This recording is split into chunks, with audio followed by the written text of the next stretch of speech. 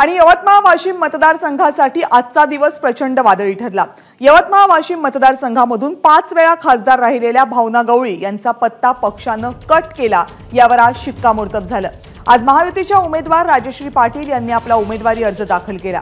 राजश्री पाटील यांचा अर्ज भरताना मुख्यमंत्री एकनाथ शिंदे यांच्यासह संजय राठोड, मदन येरावार, दादा भुसे आणि इतर काही आमदारही उपस्थित होते। पण पक्षाने उमेदवारी नाकारल्यामुळे भावना गवळी मात्र चांगल्याच नाराज झाल्यात। भावना गवळी आज अर्ज दाखल करताना गैरहजर होत्या। भावना गवळी यांच्या कार्यकर्त्यांनी सुद्धा आज संताप व्यक्त केला। विशेष म्हणजे मुख्यमंत्री एकनाथ शिंदे यांच्यावर कार्यकर्ते नाराज होते।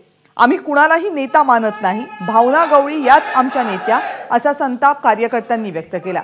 नांदेड जिल्हा परिषद आणि विधानसभा निवडणुकीमध्ये डिपॉझिट गमावलेल्या राजश्री पाटील यांना उमेदवारी कशी दिली गेली असा सवाल कार्यकर्त्यांनी केलाय। या नाराजीची दखल मुख्यमंत्र्यांनीही घेतली, पण काही निर्णय घ्यावे लागतात, पण त्यामुळे आम्ही कुणाला वाऱ्यावर सोडणार नाही असं मुख्यमंत्र्यांनी कार्यकर्त्यांना सांगितलं। पण हे सगळं करताना मुख्यमंत्र्यांनी भावना गवळी यांना महायुतीचा अनादर न करण्याचा इशाराही दिलाय।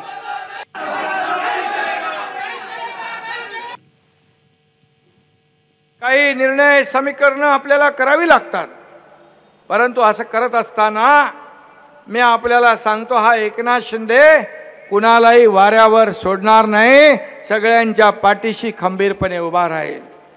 आणि मी इथे हेही सांगतो, भावनाताई देखील खासदार आपल्या इथं होत्या आणि त्यांनी काम केलंय, त्यांचा देखील मी भाऊ म्हणून मी आपल्या सगळ्यांच्या समोर सांगतो, त्यांना देखील वाऱ्यावर सोडलं जाणार नाही।